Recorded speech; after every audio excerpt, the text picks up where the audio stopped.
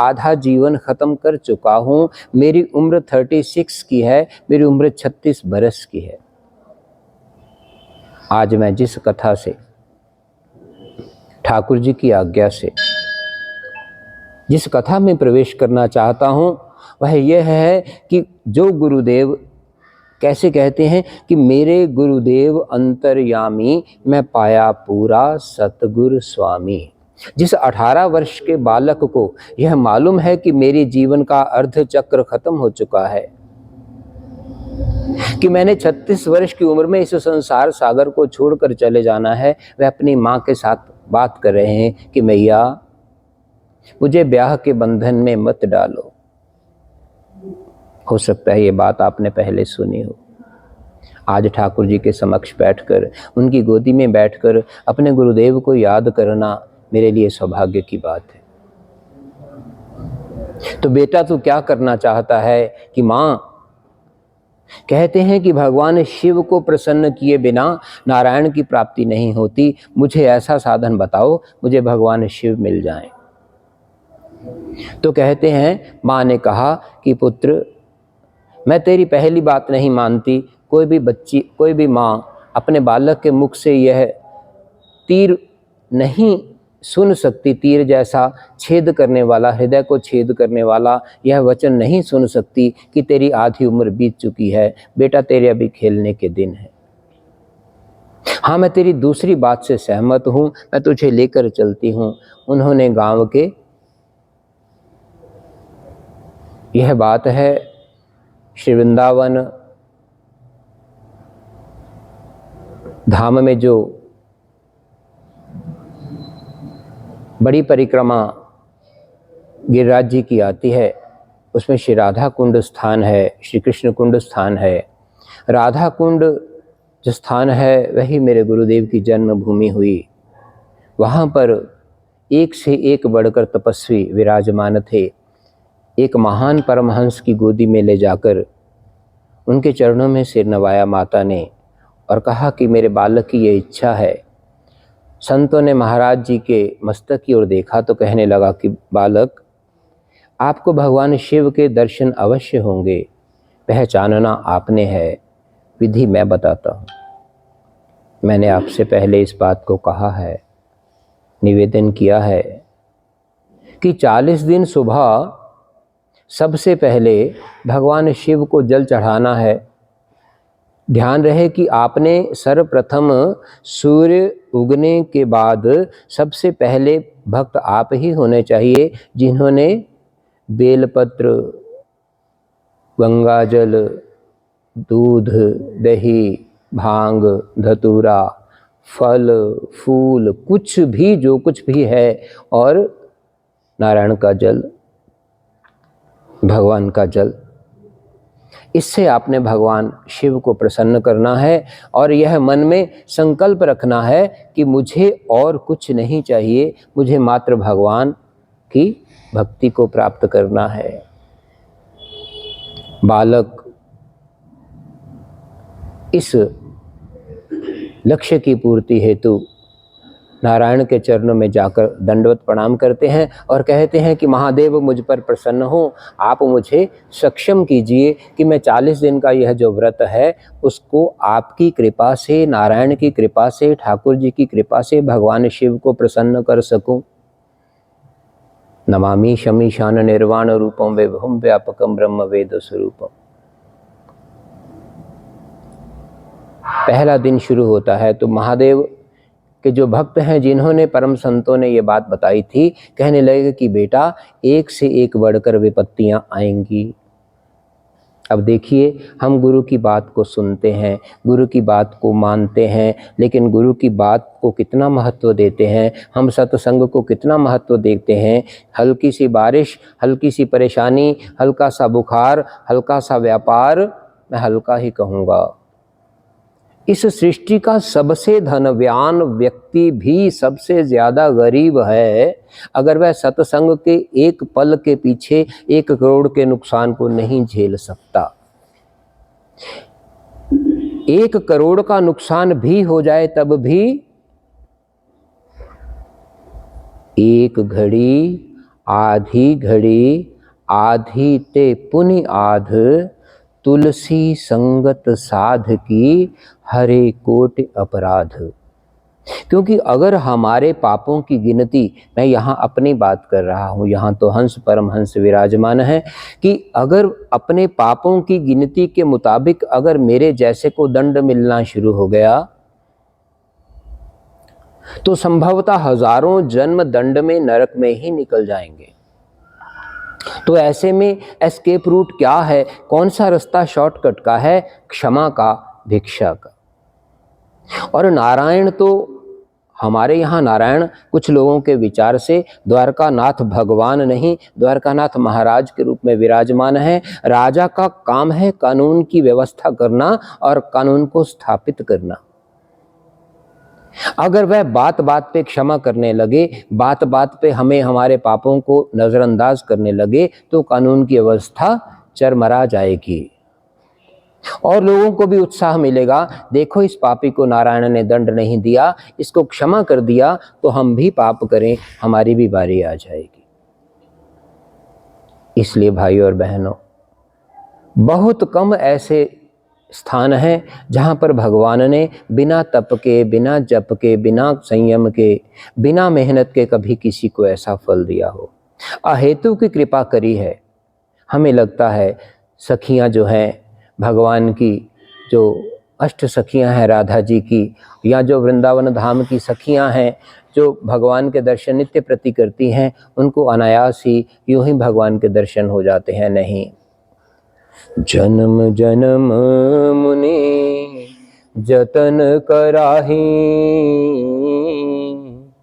अंत राम कही आवत नाही। तुलसीदास जी कहते हैं कि वही घड़ी शुभ है जिस घड़ी में सत्संग होता है।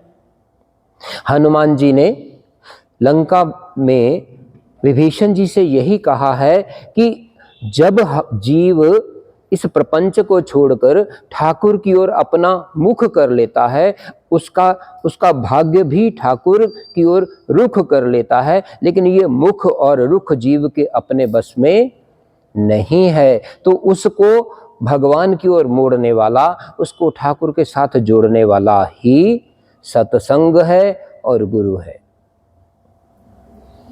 हनुमान जी वहां विभीषण के गुरु के रूप में स्थापित हैं और उनका जो वार्तालाप है, वह वार्तालाप उस समय का सत्संग विभीषण जी के जीवन का मोड़ देने वाला, उनके जीवन को टर्न देने वाला एक पॉइंट सिद्ध होता है। सो गुरुदेव से कहा गया कि डरना नहीं है बालक, यह सब तुम्हारी परीक्षा होगी, इसको सपने की भांति जानना, तरह तरह की विपदाएं आएंगी। कैसी विपदाएं आएंगी? 18 वर्ष का बालक है, परमहंस से कहता है कि महाराज आप मुझे डरा रहे हैं। नहीं पुत्र, डरा नहीं रहा, समझा रहा हूँ, अवगत करवा रहा हूँ, आने वाले समय से पहले सचेत कर रहा हूँ। क्या? ज्वर हो सकता है, बुखार हो सकता है, छींकें हो सकती हैं, जुकाम हो सकता है, नजला हो सकता है, भयंकर खांसी हो सकती है, भयंकर पीड़ा हो सकती है, कहीं भी किसी तरह की अड़चन हो सकती है। महाराज और क्या हो सकता है? बालक उत्सुकतावश पूछते हैं। तो क्या कहा? गुरुदेव की बात बता रहा हूँ। परमहंस बोलते जाते हैं कि अंधेरी आ सकती है, तूफान आ सकता है, भयंकर बारिश आ सकती है, ओले पड़ सकते हैं, किसी तरह की भी कोई विपदा आ सकती है, भूचाल आ सकते हैं, भूकंप आ सकते हैं, दिन में रात जैसा एहसास हो सकता है, कड़ाके की सर्दी पड़ सकती है, भयंकर धूप का, गर्मी का आवरण हो सकता है धरती पर। तरह तरह की तुम्हें डराने के लिए तरह तरह की काल्पनिक सपने जैसी परिस्थितियां पैदा की जा सकती हैं। महाराज और क्या हो सकता है? कहने लगे अब तक बताई हुई चीज़ों के लिए तू तैयार है? हाँ महाराज, आपकी कृपा हो तो मैं नारायण से मांगूंगा कि आप मुझे रक्षा कवच दे दीजिए। मैं इस रक्षा कवच के सहारे रोज भगवान शिव को प्रसन्न करने के लिए 40 दिन तक भगवान शिव का अभिषेक किया करूंगा। आज बहुत प्रसन्न है। संत कब प्रसन्न होते हैं? जब किसी को जाल से छूटता हुआ देखते हैं तो जिसको खुशी होती है उसी को संत मानो। जो आपको कीचड़ में देखकर ताली बजाता है उसका नाम नहीं रखना है। जो आपको कीचड़ में देखकर आपसे सहयोग की बात करता है उसका नाम भी नहीं रखना है। जो अपने आप को उस समय कीचड़ में उतार कर अपने कपड़े, अपना तन, अपना चरित्र सबको दाग लगाकर आपके दाग को छुड़ाने की कोशिश करता है और नारायण से आपके भले के लिए क्षमा मांगता है कि हे नारायण वे इस पर कृपा करो, जिस तरह मुझ पे कभी कृपा करी थी, जिस तरह उस हंस परम हंस को आपने काग से हंस बनाया था, आज इस बालक बालिका का जीवन भी अपने चरणों की ओर ले जाओ। वहां से संतत्व शुरू होता है। और क्या हो सकता है महाराज? बेटा तरह तरह के जीव जंतु भगवान ने बनाए हैं। हो सकता है कोई सिंह, कोई सियार, कोई गीदड़, कोई भालू, कोई किसी तरह का शेर चीता। महाराज इधर नहीं होते शेर चीते, कुछ भी मैंने वैसे कहा है। सांप बिच्छू कोई भी तुम्हारा रास्ता रोक सकता है, लेकिन उसको सपना मानकर अपने कदम आगे बढ़ाते जाना। बालक को पक्का कर दिया, आने वाली परिस्थितियों के बारे में समझा दिया।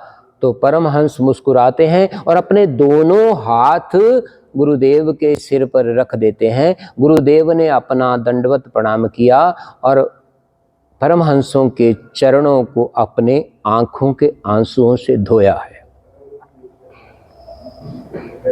एक बात कहें, संतों ने कही है,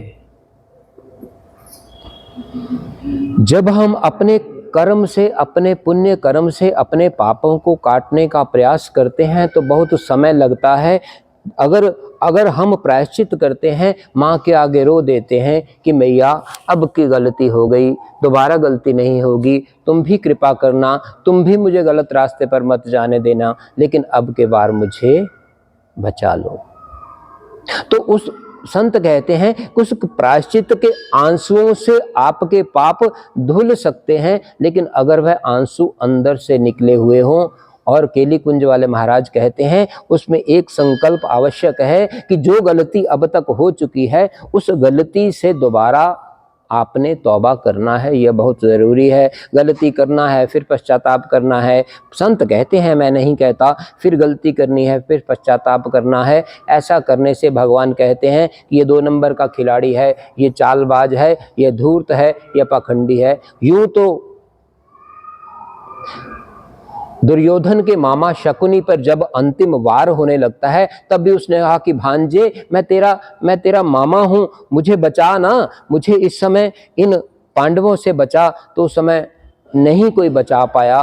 उस समय तो सब विलाप करते हैं। जब काल अपना थप्पड़ मारने के लिए हमारे सामने तैयार हो जाता है उस समय तो हमें भगवान की याद आती है, लेकिन उससे पहले हमें हजारों मौके मिलते हैं सत्संग के लिए, ठाकुर के द्वार पे जाने के लिए, द्वारकानाथ जैसे साक्षात ठाकुर के दर्शन करने के लिए, यहाँ बैठकर रोने के लिए, यहाँ बैठकर उनसे क्षमा मांगने के लिए, और अपने जीवन को, दलदल को सपने से जागृत अवस्था की ओर ले जाने के लिए हमें जो भी मंत्र मिला है उसका जप करें, नहीं तो राधा नाम आप सबका सहाय हो, ऐसा संतों ने कहा है।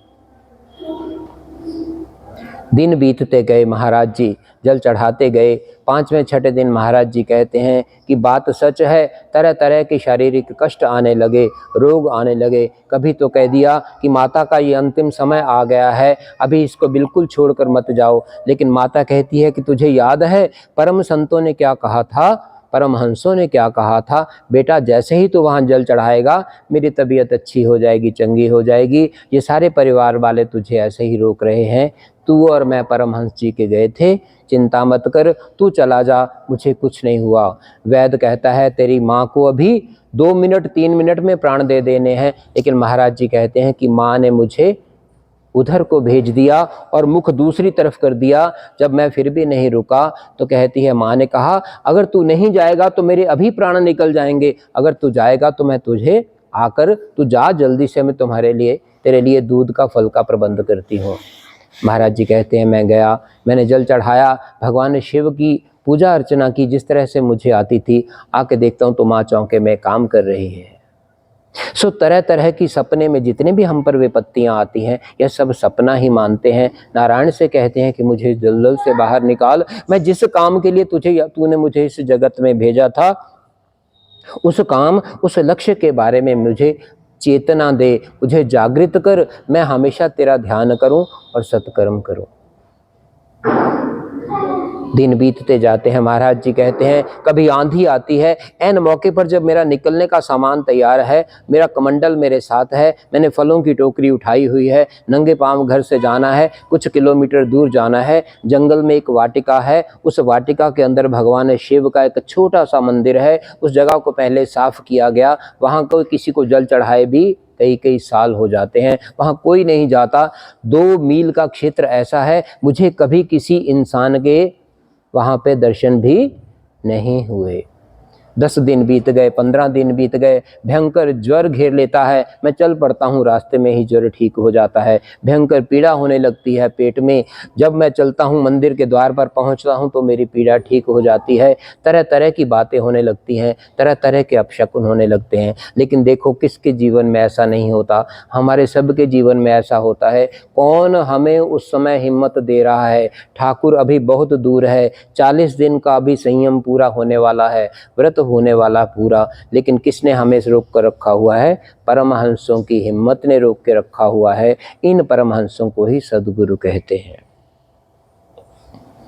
हम सद्गुरु को एक आम इंसान मानने की गलती कर बैठते हैं, जैसे बाकियों की बात सुनते हैं उसकी भी बात सुनते हैं, लेकिन जब अमल करते हैं, जिस तोते ने संतों के पास बैठकर राम राम का वचन सीखा है, उस तोते की गर्दन को जब अंत समय, काल के समय बिल्ली पकड़ लेती है तो फिर वह राम राम भूल जाता है, फिर टैं टैं करने लगता है। संत दूर से कहते हैं कि बेटा इसी वक्त के लिए मैंने तुझे राम राम सिखाया था, यह काल रूपी बिल्ली तुझे अब पकड़ रही है, अब के राम बोल ताकि अगली बार तुझे इन योनियों से मुक्ति मिल जाए। तब वह संत अपने संत रूपी गुरुदेव को वह तोता पहचानता है, और जैसे भी उसकी गर्दन पकड़ी हुई है, जैसे ही वह राम कहता है तो उसको मारने से पहले ही उसका शरीर इस आत्मा से अलग हो जाता है।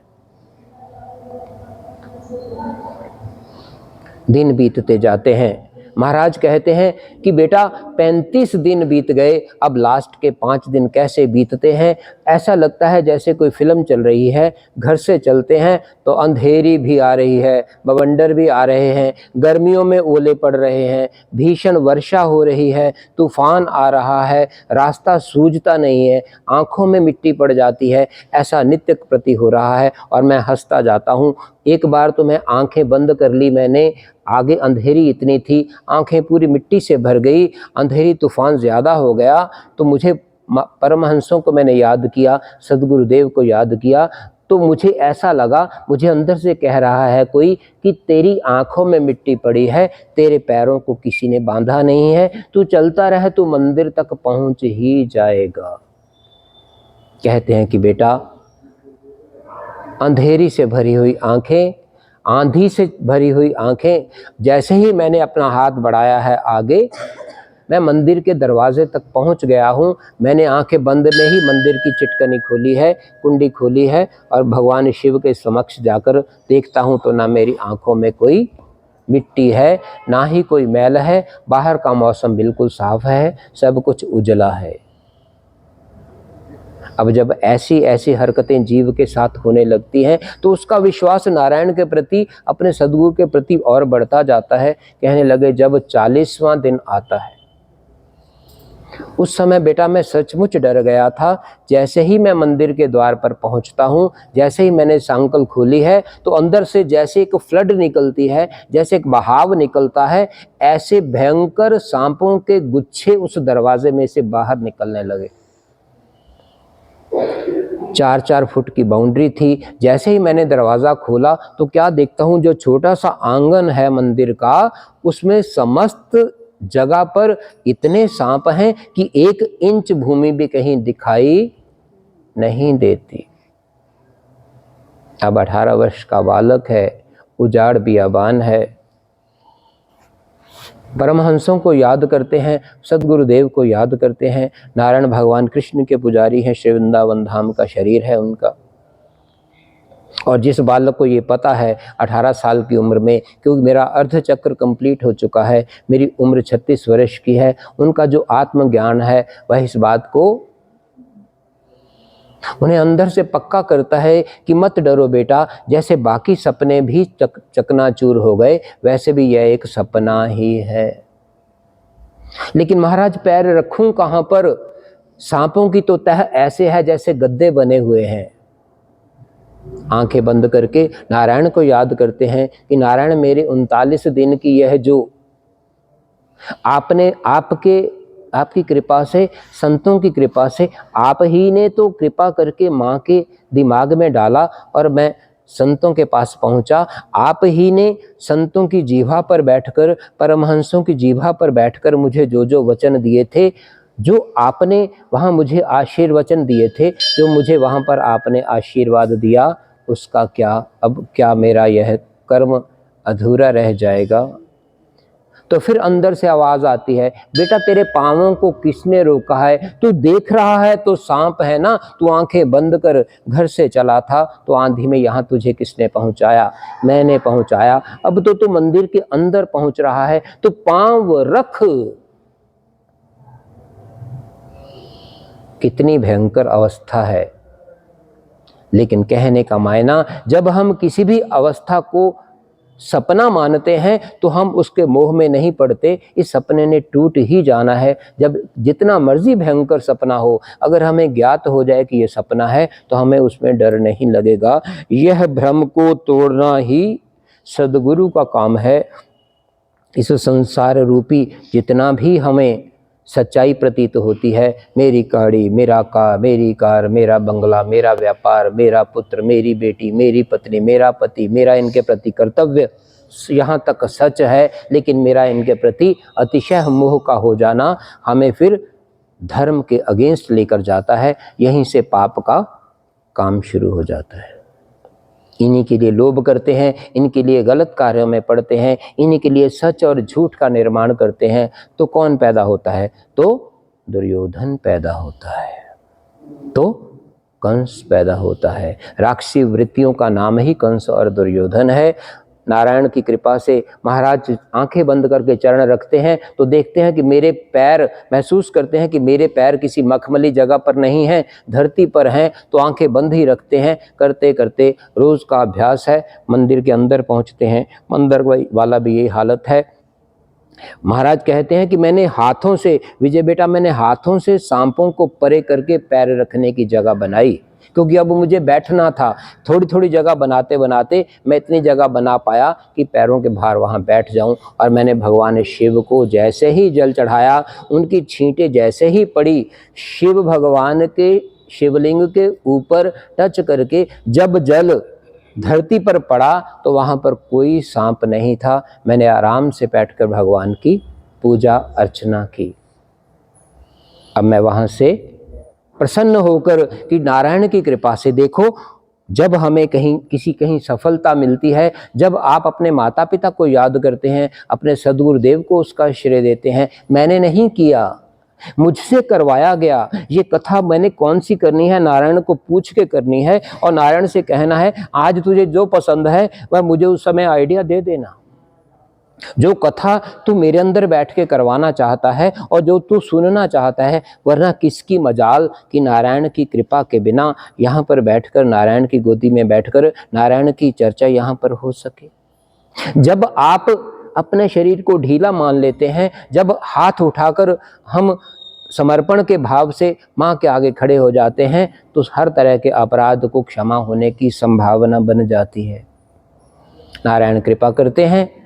भगवान शिव को प्रसन्न करके जैसे ही अंदर गर्भगृह से भगवान की कृपा से महाराज जी बाहर निकलते हैं तो क्या देखते हैं कि उस मंदिर का जो आंगन है, वहां पर एक वृद्ध खड़े हैं, हाथ में छड़ी ली हुई है। महाराज जी कहते हैं कि मेरी आत्मा, मेरा मन उस समय इस बात को नहीं समझ पाया कि जहाँ 2-2 मील के क्षेत्र से 3-3 किलोमीटर के क्षेत्र में आज तक तुझे कभी कोई इंसान नहीं मिला, आज ये बाबा अंदर आकर भगवान शिव के शिवलिंग के पास कहाँ से खड़े हो गए, मेरे दिमाग में नहीं आया ये कौन है।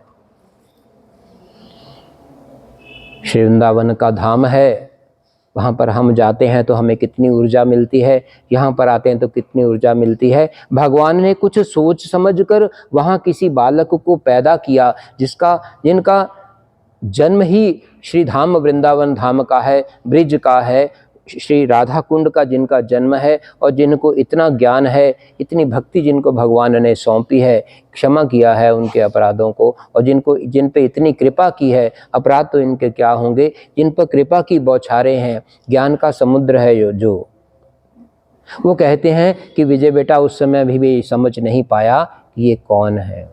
तो कहने लगे कि क्यों बालक विष्णु, महाराज जी का नाम यही था। इस तरह उन्होंने उस समय उच्चारण किया, क्यों विष्णु, क्या हाल है, तेरी पूजा संपन्न हो गई, अब तो तू प्रसन्न है। ये भी दिमाग में नहीं आया कि एकदम से इनको कैसे पता चल गया कि मेरी पूजा समाप्त हो गई। तो क्या हुआ, मैंने कहा हाँ महाराज, प्रभु की कृपा से नारायण ने ये पूजा समाप्त करवाई है, आप सब बड़ों का आशीर्वाद है। यह कहकर मैंने दंडवत प्रणाम किया और उन महापुरुषों के चरणों के ऊपर अपने मस्तक को रख दिया। अपने दोनों हाथों से मुझे उस वृद्ध ने उठाया है, महापुरुषों ने उठाया है और गले से लगा लिया है। कहने लगे, तूने अवश्य किसी कामना से ये व्रत किया होगा, संकल्प किया होगा, बोल तेरी क्या इच्छा है। कहने लगे, तब भी मेरे दिमाग में नहीं आया ये वृद्ध कौन है। मैंने कहा महाराज मुझे कुछ नहीं चाहिए, मुझे नारायण की भक्ति चाहिए, मुझे भगवान कृष्ण को प्राप्त करना है, मेरी उम्र बहुत कम है, मैंने इसी थोड़े समय में इस समय का सदुपयोग करना है। मैं यही मांगता हूँ नारायण से कि मेरी बुद्धि संसार में ना पड़े, मेरी बुद्धि नारायण के चरणों में लगे, हर दम हर पल हर क्षण मुझे नारायण की ही याद रहे, मेरी जीवा पर नारायण का नाम रहे। जैसे जैसे बालक बोलता जाता है, महापुरुष तथास्तु तथास्तु तथास्तु कहते जाते हैं, उसके बाद उसे गले से लगा लेते हैं। अच्छा पुत्र मैं चलता हूँ, तब भी नहीं याद आया ये कौन है। गुरुदेव कहते हैं कि जैसे वो 4 मरले का 6 मरले का वह आंगन है, जैसे उसके दरवाजे से बाहर निकलते हैं तो मेरी माया समाप्त हो जाती है। मैंने सोचा कि ये महाराज जी यहाँ पर एकदम से ये कौन आ गए, मुझे इतने आशीर्वचन इतने मुझे इतना सामान देकर गए हैं, ये कौन है। जैसे ही मैं बाहर देखता हूँ तो बाहर कोई भी नहीं है। बोलो राधे राधे राधे राधे राधे राधे राधे राधे श्री राधे राधे। आरती का समय।